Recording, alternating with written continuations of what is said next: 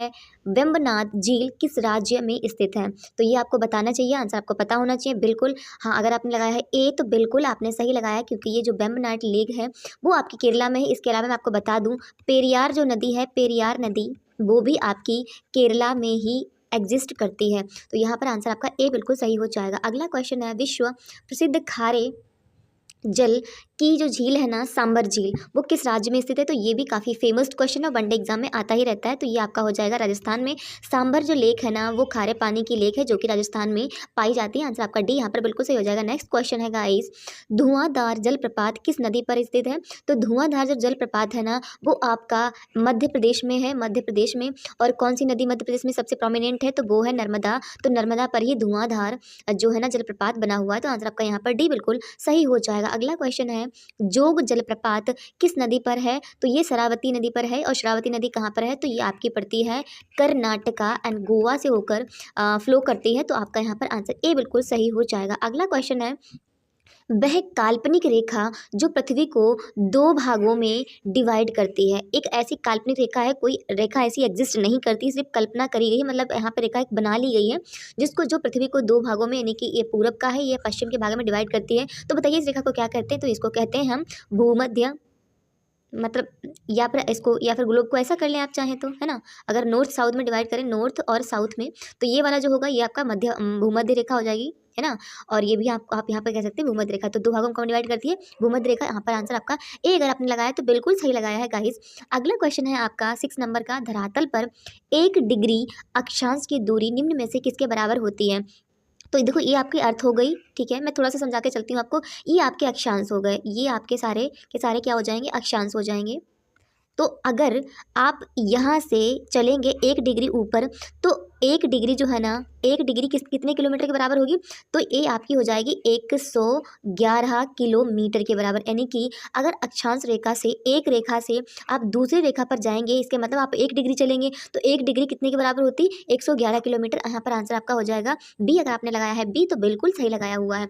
अगला क्वेश्चन है गाइस, ध्रुव की तरफ जाने पर अक्षांश रेखाओं का व्यास प्रकृति कैसे, व्यास का जो प्रकृति है ना वो कैसी होती है? तो याद रखिएगा हमेशा घटती है, मतलब घटती चली जाती है।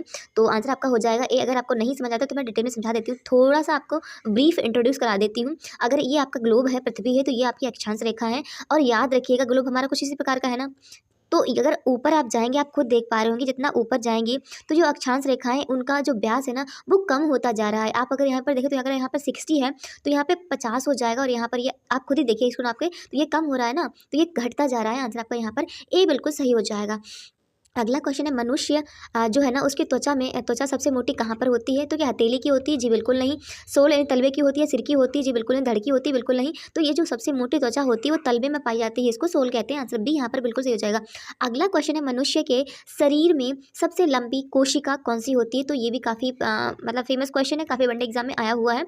तो सबसे लंबी जो कोशिका है, यानी कि शेल है, वो सबसे लंबी शेल पाई जाती है आपके तंत्रिका तंत्र में। तो ये कहाँ पर लिखा हुआ है? तो सी में लिखा हुआ, सी आंसर बिल्कुल सही हो जाएगा। अगला क्वेश्चन है, जो ऊँट का कुबड़ होता है, जो आपका ऊँट होता है ना उसका इस तरह से कुबड़ निकला हुआ होता है, ये वाला कुबड़। तो इसमें क्या होता है? इसमें किस चीज़ का सोर्स भरा होता है? तो इसमें फैट भरा होता है। फैट को हिंदी में क्या कहते हैं? तो वसा कहते हैं। आंसर आपका यहाँ पर डी बिल्कुल सही हो जाएगा। D is correct. नेक्स्ट है, पृथ्वी के केंद्र में पाया जाने वाला चुंबकीय पदार्थ क्या होता है? तो पृथ्वी के केंद्र में जो है ना वो निकल पाया जाता है, निकल। क्यों? आपको पता होगा, सियाल, सीमा और फिर होता है नीफे, ठीक है। तो सियाल कहाँ पे पाया जाता है? ये आपका जो बाहरी क्या एस्थेनोस्फीयर होता है ना, नहीं लिथोस्फीयर, सॉरी, लिथोस्फीयर जो होना होता है, लिथोस्फीयर यानी कि बाहर का जो होता है बाहरी भाग, उसमें पाया जाता है सियाल। इनके सियाल मतलब सिलिका पाया जाता है और एल्यूमिनियम पाया जाता है। उसके बाद में जो सीमा होता है वो आपका एस्थेनोस्फीयर में पाया जाता है। एस्थेनोस्फीयर में यानी कि सिलिका और मैग्नीशियम पाया जाता है। इसके बाद जो आपका कोर होता है ना, कोर, उसमें पाया जाता है निकल और फी मतलब आयरन पाया जाता है, आयरन। तो आपका जो, अगर आपसे पूछा जाए केंद्र में पाया जाता है तो आपका निकल और आयरन पाया जाता है। यहाँ पर आंसर आपका सी बिल्कुल सही हो जाएगा। अगला क्वेश्चन देखते हैं, उज्जैन किस नदी पर किनारे बसा हुआ है? ये भी काफ़ी बार क्वेश्चन आया है, आप स्टार ही कर लीजिएगा, this question is very important. तो आप स्टार कर सकते हैं, शिप्रा नदी किनारे उज्जैन बसा हुआ है। आंसर आपका यहाँ पर ए हो जाएगा। नेक्स्ट है, देश में रेशम उद्योग का सर्वाधिक स्थानीयकरण किस राज्य में हुआ है? तो जो रेशम उद्योग है ना उसका स्थानीयकरण सबसे ज़्यादा किस राज्य में हुआ है? तो ये आपका हुआ है कर्नाटका में। आंसर आपका सी यहाँ पर बिल्कुल सही हो जाएगा। नेक्स्ट क्वेश्चन है, भारत में निम्नलिखित में से राज्यों में से कौन सा एक नमक का अग्रणी उत्पादक है? नमक सबसे ज़्यादा कहाँ पर प्रोड्यूस किया जाता है? तो वो आपका गुजरात में किया जाता है। आंसर आपका ए यहाँ पर बिल्कुल सही हो जाएगा। नेक्स्ट क्वेश्चन है, भारत के किस राज्य को चीनी का कटोरा कहा जाता है? तो वो आपका यूपी है, यानी कि उत्तर प्रदेश है। तो आप इसका तो आंसर लगा ही देंगे क्योंकि ये चीनी कटोरा हमारे उत्तर प्रदेश को कहा जाता है। आंसर डी बिल्कुल सही हो जाएगा। अगला क्वेश्चन है, बिहार में डालमिया नगर किसके लिए प्रसिद्ध है? तो जो बिहार में डालमिया है ना, तो वो आपका सीमेंट के लिए प्रसिद्ध है। डालमिया कहाँ पर है? क्वेश्चन ऐसा भी आ सकता है। तो वो आपका बिहार में पड़ता है। और जो बिहार का डालमिया है वो किस लिए प्रसिद्ध है? तो वो सीमेंट इंडस्ट्री के लिए प्रसिद्ध है। आंसर आपका ये यहाँ पर बिल्कुल सही हो जाएगा। नेक्स्ट क्वेश्चन है, मोटापा निम्नलिखित में से किसकी अधिकता के कारण होता है? तो मैं इसका आंसर नहीं बताऊंगी, बता देती हूँ। अच्छा, तो उसमें फैट ज़्यादा जमा हो जाता है ना, ऊतक कहते हैं ना कि इनका फैट बढ़ रहा है। किसी का अगर ज़्यादा फैट बढ़ रहा होता है, मोटा हो रहा होता है, तो कहते हैं इसमें फैट ज़्यादा है। इसका मतलब क्या होता है? उसमें फैट बढ़ रहा होता है, ये बसा ज़्यादा बढ़ रहा होता है। नेक्स्ट क्वेश्चन है, निम्नलिखित में से कौन ऊतक का उदाहरण होता है? यानी कि ऊतक को इंग्लिश में कहते हैं टिश्यू।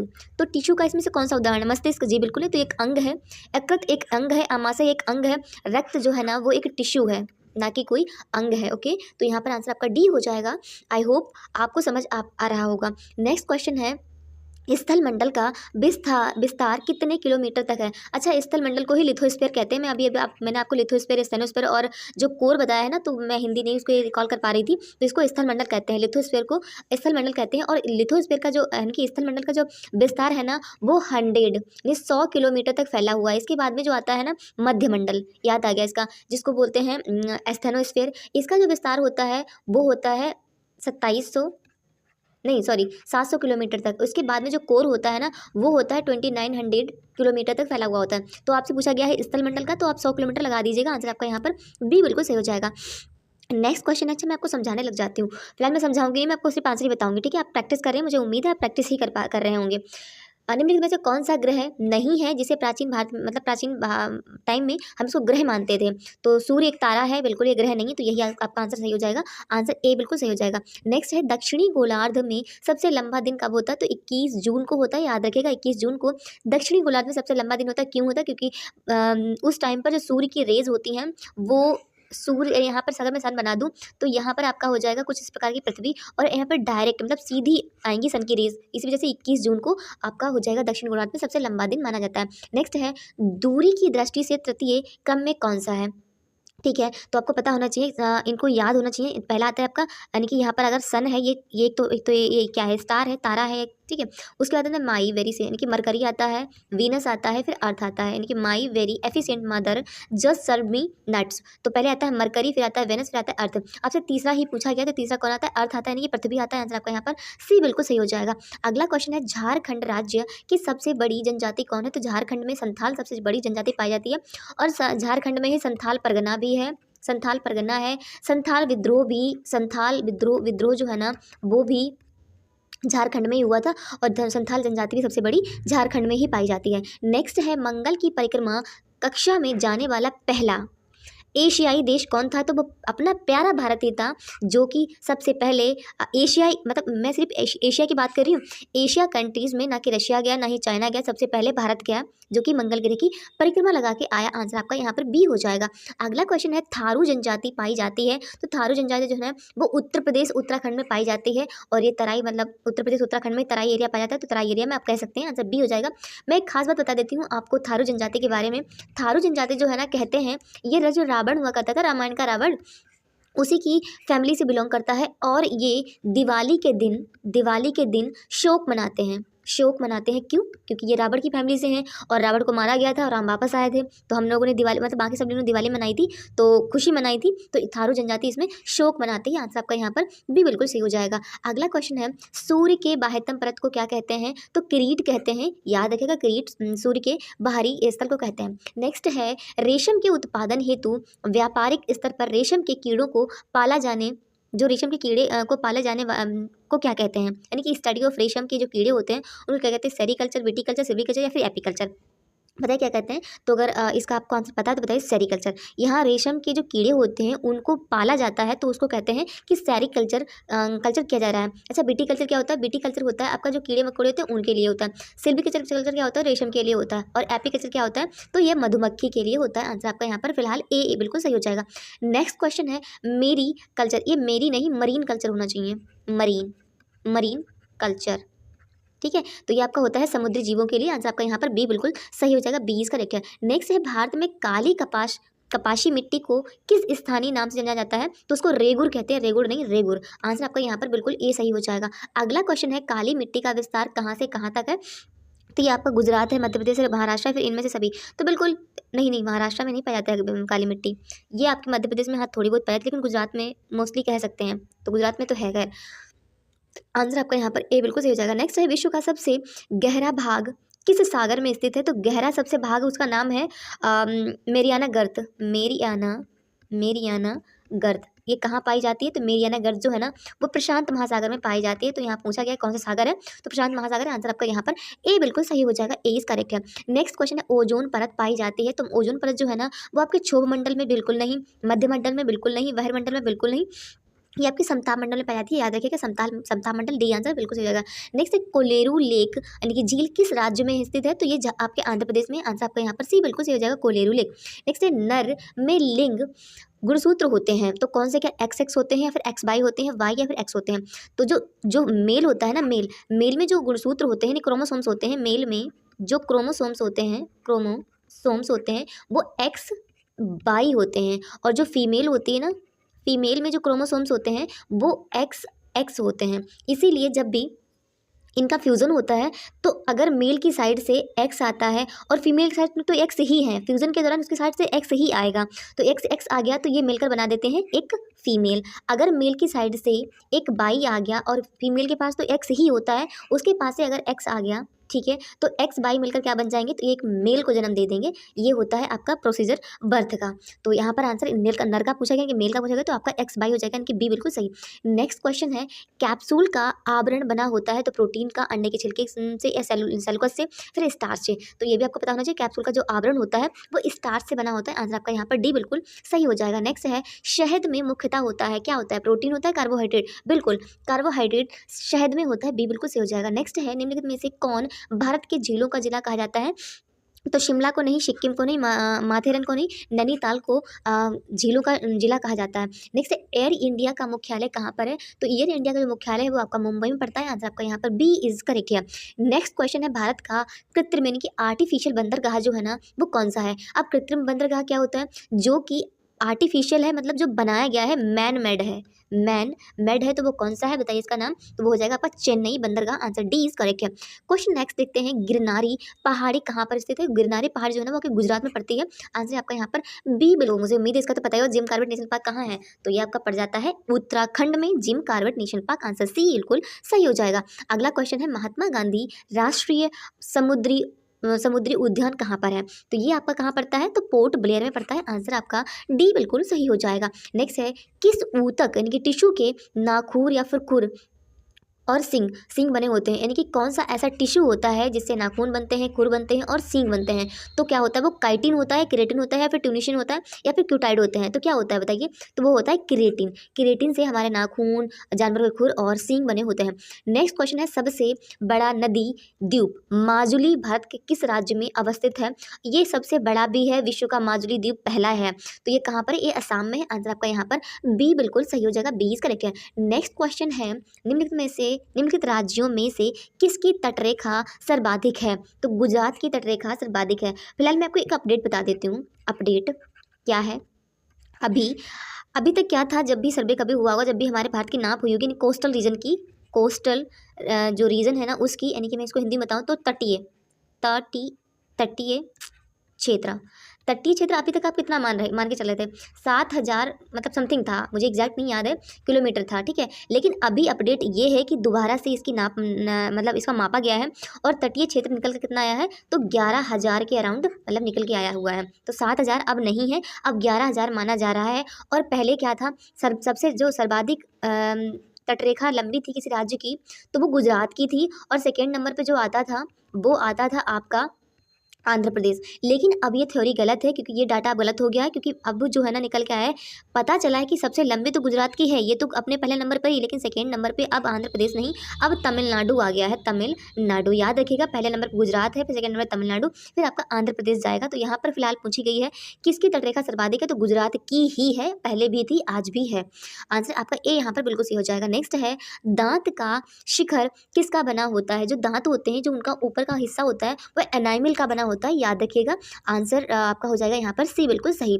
नेक्स्ट है देशांतर की संख्या कितनी होती है। तो देशांतर की जो संख्याएं होती हैं वो 360 होती हैं। गाइस कुछ लोग क्या होते हैं, देशांतर और जो अक्षांश होते हैं उनमें कंफ्यूज होते हैं। तो क्या करें, आप हिंदी में ना याद करके इंग्लिश में याद करें। मेरे हिसाब से बहुत याद करने का अच्छा तरीका होता है, होती है लैटिट्यूड।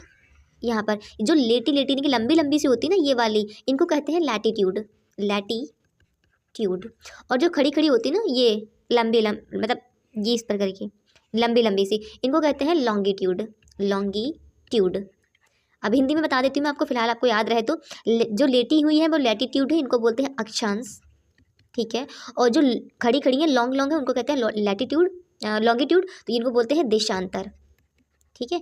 अच्छा, देशांतर पूछी गई है कि देशांतर रेखाएं कितनी हैं, तो देशांतर रेखाएं आपकी 360 हैं। अगर आपसे पूछा जाए कि आपकी अक्षांश रेखाएं कितनी हैं, तो ये आपकी हो जाएंगी 181, ठीक है।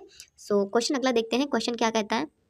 लो, वही क्वेश्चन भी आ गया मुझे लग रहा। हाँ, कुल अक्षांश रेखाओं की संख्या कितनी है, तो मैंने अभी आपको बताया 181 है। कैसे 181 हो जाएंगी, तो आपकी जो लैटिट्यूड है ना, एक तो ये बीच की हो गई, ठीक है। उसके बाद इसके इधर 90 हैं और इसके इधर 90 हैं, तो 9 9 और 9 18, इनकी 180 हो गई, और बीच की एक आपकी ये प्लस एक, तो कितनी हो गई, 181 हो गई ना। तो इस प्रकार आप देख सकते हैं, आंसर सी बिल्कुल सही हो जाएगा। नेक्स्ट क्वेश्चन है, फाइनली हम 50 नंबर पर पहुंच चुके हैं, तो मुझे उम्मीद है कि आप अच्छे से दे पा रहे होंगे और कर पा रहे होंगे, आपको समझ भी आ रहा होगा। क्वेश्चन आपका है, वह अक्षांश रेखा जिस पर सदैव दिन रात की अवधि समान रहती है, तो ये तो बता ही दीजिए किस पे रहती है। भूमध्य रेखा पर ही तो रहती है, क्योंकि ये बीचों बीच में पड़ती है और यहाँ पे सूर्य की जो किरणें हैं वो एकदम डायरेक्ट सीधी रेखा में आती हैं। क्वेश्चन अगला है 51 नंबर का, नीति आयोग का पदेन अध्यक्ष निम्नलिखित में से केवल एक हो सकता है, तो कौन हो सकता है बताइए। तो वो होते हैं प्रधानमंत्री। मैं आंसर सीधे बता देती हूँ आपको, प्रधानमंत्री जो है ना वो नीति आयोग के पदेन अध्यक्ष होते हैं। अब मेरा क्वेश्चन आपसे है, आप मुझे बताएंगे इस क्वेश्चन का आंसर कमेंट्स में, और आप बता दीजिए कमेंट्स में। बाकी मैं इसका आंसर बिल्कुल नहीं बताऊंगी अभी, क्लास के जो है ना, आज की क्लास में बताऊंगी भी नहीं, जो नेक्स्ट क्लास में लूँगी उसमें आपको बताऊंगी कि पदेन अध्यक्ष का मतलब क्या होता है। इसको इंग्लिश में कहते हैं एक्स ऑफिसियो, एक्स ऑफिशियो, ठीक है। तो आप, अगर आपको नहीं पता है तो गूगल सर्च करिए, अगर आपको पता है तो बहुत अच्छी बात है, और कमेंट्स में हमें तुरंत टाइप, जब भी क्लास देख रहे हैं तुरंत टाइप करें और बताएं कि पदेन अध्यक्ष किसे कहते हैं। क्वेश्चन अगला देखते हैं, क्वेश्चन आपका है आपकी स्क्रीन पर।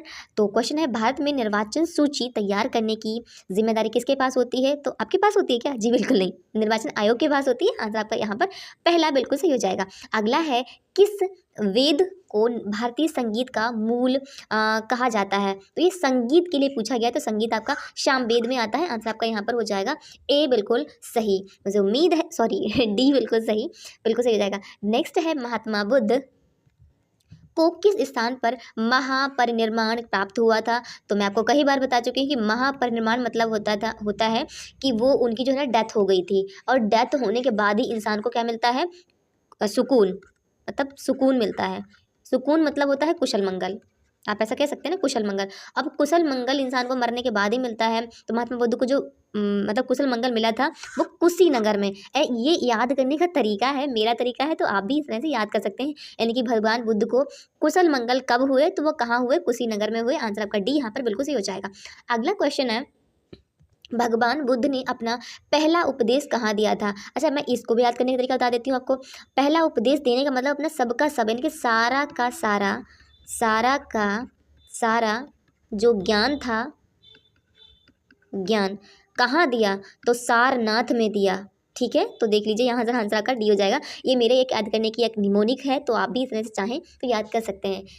क्वेश्चन अगला है, तुम मुझे खून दो मैं तुम्हें आज़ादी दूंगा, ऐसा किसने बोला था, क्या श्यामलाल गुप्ता ने बोला था, जी बिल्कुल नहीं, ऐसा हमारे सुभाष चंद्र बोस जी ने बोला था। आंसर आपका यहाँ पर बी हो जाएगा। अगला है, करो या मरो का नारा किसने दिया था, तो ये हमारे महात्मा गांधी, प्यारे गांधी जी ने दिया था, करो या मरो। आंसर बी हो जाएगा, बिल्कुल सही। ओणम त्योहार किस राज्य में मनाया जाता है, तो ये आपका मनाया जाता है केरला में। Answer C is correct. Next question है, द्वितीय विश्व युद्ध के दौरान, अब ये द्वितीय विश्व युद्ध की बात हो रही है, अमेरिका ने किस शहर पर परमाणु बम गिराया था? तो अमेरिका ने नागासाकी पर गिराया था, बिल्कुल। हिरोशिमा पर गिराया था, बिल्कुल। यानी कि ए और बी दोनों पर गिराया था। और ये दोनों शहर किसके हैं? तो ये शहर हैं जापान के। दोनों शहर किसके हैं? तो जापान के। आंसर आपका सी यहाँ पर बिल्कुल सही हो जाएगा। क्वेश्चन अगला है आपका, ओलंपिक ध्वज पर अंकित जो 5 छल्ले हैं वो किसका प्रतीक है? तो ये 5 महासागरों को के प्रतीक है। आंसर आपका यहाँ पर हो जाएगा बी। आप कंफ्यूज मत होइएगा, 5 महाद्वीप नहीं बल्कि 5 महासागरों के प्रतीक है। आंसर बी बिल्कुल सही हो जाएगा। अगला क्वेश्चन है, भारत का सबसे ऊंची मूर्ति कौन सी है? तो जो गोमतेश्वर जी की मूर्ति है, जो कि कहाँ पर है? तो ये कर्नाटका में, केटीके में। कर्नाटका में गोमतेश्वर की मूर्ति है। और ये किसके लिए है? तो जो महावीर जैन की ये प्रतिमा है, जो कि सबसे ऊंची भारत की मानी जाती है। आंसर आपका डी यहाँ पर हो जाएगा सही। नेक्स्ट है, सत्यार्थ प्रकाश किसकी रचना है? तो सत्यार्थ प्रकाश बताइए किसकी रचना है? अगर आपको पता है, क्या सुनील गावस्कर है? जी बिल्कुल नहीं। स्वामी दयानंद सरस्वती? जी हाँ, इन्हीं की है। यानी आंसर बी इज करेक्ट है। नेक्स्ट क्वेश्चन है, किस देश की सरकार ने हाल ही में सरकारी नौकरियों में आरक्षण समाप्त करने का निर्णय लिया है? तो पाकिस्तान नहीं, पाकिस्तान इतना अच्छा काम नहीं कर सकता। बांग्लादेश या फिर श्रीलंका या भारत ने? तो ये सब बांग्लादेश ने कहा है कि हम अब सरकारी नौकरियों में आरक्षण नहीं देंगे। नेक्स्ट है, डिवाइडेड इंडिया नामक पुस्तक की रचना किसने की है? तो ये की है राजेंद्र प्रसाद, जो कि हमारे भारत के पहले प्रेसिडेंट बने थे। इन्होंने लिखा, इनकी पुस्तक है divided India, India divided. Next question है, इनमें से भारतीय उच्चतम न्यायालय के कौन से न्यायाधीश अंतर्राष्ट्रीय न्यायालय में भी गए थे? तो कौन है वो? मतलब हमारे सुप्रीम कोर्ट के तो जज रहे ही रहे, साथ ही साथ इंटरनेशनल कोर्ट ऑफ जस्टिस में भी जज बनकर गए थे। तो उनका नाम है दलबीर भंडारी। आंसर आपका याद रखिएगा, डी इज करेक्ट है। नेक्स्ट है, बिजली की लगी आग पर डालना चाहिए। देखो ये प्रैक्टिकल क्वेश्चन है, हमारी आम जिंदगी में काम आने वाला है। अगर कहीं पर बिजली की आग लग जाए, यानी कि लाइट से आग लग जाए, तो वहाँ पर आप तेजाब डालेंगे? नहीं भाई, सूखी या फिर सखी नहीं, सूखी रेत डालेंगे। जी हाँ, आपको सूखी रेत डालनी पड़ेगी, तो वहाँ से काफ़ी रिलैक्स मिलेगा। आंसर यहाँ पर हो जाएगा बी बिल्कुल सही। पानी तो बिल्कुल मत डालेगा, आपको भी चिपका लेगी लाइट। नेक्स्ट है, ग्रीनविच मीन टाइम जो है ना, वो किस देश के नाम पर रखा गया है? तो आयरलैंड नहीं, फ्रांस नहीं, इंग्लैंड के नाम पर रखा गया है। सी बिल्कुल सही हो जाएगा। नेक्स्ट क्वेश्चन है, निम्नलिखित में से कौन सा मात्रा के द्वारा मानव रक्त का सबसे बड़ा घटक है? यानी कि मात्रा के पूछा गया, मात्रा के द्वारा मानव शरीर का सबसे बड़ा घटक कौन सा है? तो लाल रक्त कणिकाएं हैं, प्लाज्मा है, प्लेटलेट्स हैं, या फिर सफ़ेद रक्त कणिकाएं हैं? तो बताइए कौन सबसे ज़्यादा होती है? तो ये आपकी हो जाएगा आंसर यहाँ पर लाल रक्त कणिकाएं हैं या फिर प्लाज्मा है, क्या है आपका? बताइए इसका आंसर, अगर आपको पता है तो। आंसर आपका हो जाएगा यहाँ पर, क्या हो जाएगा? बी बिल्कुल सही। प्लाज्मा जो है ना, सबसे ज़्यादा उनका सबसे ज़्यादा घटक होते हैं। नेक्स्ट, नागालैंड की राजधानी क्या है? तो नागालैंड की जो है ना, नागालैंड से आप नांग याद करिए, और नांग का क्या होती है? पास में होता है कोहिनूर। कोहिनूर यानी कि कोहिमा। आंसर आपका यहाँ पर हो जाएगा बी बिल्कुल सही। अगला क्वेश्चन है, भारतीय सेना की सबसे छोटी इकाई को क्या कहते हैं? तो उसको कहते हैं क्या? सेक्शन कहते हैं, बिल्कुल सेक्शन ही कहते हैं। आंसर बी यहाँ पर बिल्कुल सही हो जाएगा। नेक्स्ट क्वेश्चन है, भगवान महावीर का प्रथम शिष्य कौन था? तो जमाली था। आंसर आपका यहाँ पर ए बिल्कुल सही हो जाएगा, ए इज करेक्ट हियर। थोड़ा फास्ट करते हैं क्वेश्चंस को, क्योंकि ये आप बस रटने वाले हैं, कुछ इनमें बताने को तो है नहीं, मतलब कोई थ्योरी ऐसी है नहीं जो बताएं समझाने वाले हैं। जैन धर्म के प्रथम तीर्थंकर एवं प्रवर्तक कौन थे? तो उनका नाम था ऋषभ देव जी थे। आंसर आपका यहाँ पर हो जाएगा डी, जो पहले तीर्थंकर और प्रवर्तक थे ऋषभ देव। क्वेश्चन अगला है, लोकसभा के सदस्यों का कार्यकाल कितना होता है? तो लोकसभा के सदस्यों का जो कार्यकाल होता है वो 5 वर्ष के लिए होता है। जो राज्यसभा आपका होता है, राज्यसभा, वो अस्थायी होता है, अस्थायी होता है, क्योंकि इनके जो मेंबर है ना, वो हर 2 साल, मतलब 2/3 मेंबर है ना, पर 2 ईयर में रिटायर होते रहते हैं, और क्योंकि ये 6 साल का कार्यकाल होता है। सो यहाँ पर ए बिल्कुल सही हो जाएगा। नेक्स्ट है, ऑस्कर अवार्ड का संबंध किस क्षेत्र से है? तो जो ऑस्कर अवार्ड आपका बताइए किससे संबंधित करता है? तो ये फिल्म इंडस्ट्री से संबंधित करता है। आंसर आपका यहाँ पर डी बिल्कुल सही हो जाएगा। अगला क्वेश्चन है, कनाडा की राजधानी क्या है? तो जो कनाडा की है ना, वो ओटावा है। याद रखिएगा, Canada, Ottawa. Answer A is correct है। नेक्स्ट क्वेश्चन है, जापान की मुद्रा क्या है? डॉलर है? जी बिल्कुल नहीं। युआन है, पेट है, फिर रूबल है? तो यहाँ पर जो है ना, पेट नहीं है, ये क्या है? जापान की पेट नहीं है, एन है, एन। जापान की जो मुद्रा है ना, वो एन है, यहाँ पर गलत लिखा हुआ है, ठीक है। सो आंसर आपका हो जाएगा यहाँ पर एन। नेक्स्ट क्वेश्चन है, निम्नलिखित में से कौन सा वेद कर्म कांड का प्रधान है? तो कर्म कांड का तो यजुर्वेद ही है। शाम वेद में जो है ना, वो संगीत लिखा हुआ है, अथर्ववेद में मंत्र वगैरह है, और ऋग्वेद में हवन वगैरह है। अगला क्वेश्चन देखते हैं, हिंदुस्तान समाचार एजेंसी का मुख्यालय कहाँ पर है? तो हिंदुस्तान समाचार एजेंसी का जो मुख्यालय है ना, हेडक्वार्टर, वो नोएडा में है। आंसर आपका ए बिल्कुल सही हो जाएगा। नेक्स्ट क्वेश्चन है, प्रेस ट्रस्ट ऑफ इंडिया की स्थापना कब हुई थी? तो प्रेस ट्रस्ट ऑफ इंडिया की स्थापना जो है ना, वो 1947 में हुई थी। याद रखिएगा, 1947। आंसर बी इज करेक्ट है। क्वेश्चन अगला, हैदराबाद किस नदी के किनारे अवस्थित है? तो हैदराबाद जो है ना, वो आपका मूसी नदी किनारे बसा हुआ है। आंसर आपका यहाँ पर ए बिल्कुल सही हो जाएगा। अगला क्वेश्चन है, पुस्तक War and Peace, War and Peace पुस्तक के लेखक कौन है? तो वो हैं आपके लियो टॉल्स्टॉय। लियो टॉल्स्टॉय जो वॉर एंड पीस के लेखक हैं, बी बिल्कुल सही हो जाएगा। क्वेश्चन है आपके लिए, भारत में वैध प्रभुसत्ता निहित है। वैध प्रभुसत्ता निहित है तो किसमें निहित है? तो वो आपके संविधान में निहित है। याद रखिएगा, आंसर आपका यहाँ पर बी बिल्कुल सही हो जाएगा। Next question for you guys, किस बाद में संसद को मौलिक अधिकारों में संशोधन का अधिकार दिया गया है? यानी कौन सा ऐसा विवाद यानी कि बाद हुआ था जिसमें संसद को ये अधिकार दिया गया कि मौलिक अधिकार में संशोधन कर सकता है? तो वो जो केस आया था वो आया था आपका केशवानंद भारती मामला 1965 के अराउंड ये केस आया था। सो आंसर आपका यहाँ पर डी बिल्कुल सही हो जाएगा। अगला है, निम्नलिखित में से कौन सा मूल अधिकार नहीं है? तो स्वतंत्रता का अधिकार आपका मूल अधिकार है। संपत्ति का अधिकार, जी बिल्कुल नहीं। समता का अधिकार, तो इन्होंने पूछा कौन सा नहीं है, तो संपत्ति का अधिकार कोई मूल अधिकार नहीं है। आंसर आपका यहाँ पर बी बिल्कुल सही हो जाएगा। अगला क्वेश्चन देखते हैं। क्वेश्चन है आपके लिए, किस फसल की बुवाई तथा कटाई के बीच सर्वाधिक अंतराल होता है? तो ये क्वेश्चन आपके बिल्कुल कॉमन सेंस का है। क्या गेहूं के या मक्का के, गन्ना के या फिर जौ के? तो बताइए। गेहूं 3 महीने में कट जाता है, मक्का भी 2-2.5 महीने में कट जाती है और जौ भी 2-2.5-3 महीने में कट जाता है, लेकिन गन्ना सालों साल चलता है। तो यही आपका हो जाएगा आंसर। नेक्स्ट है, सूर्य के मध्य भाग को क्या कहते हैं? तो सूर्य के मध्य भाग को बताइए क्या कहते हैं? तो मध्य भाग को कहते हैं प्रकाश मंडल। आंसर सी इज करेक्ट है।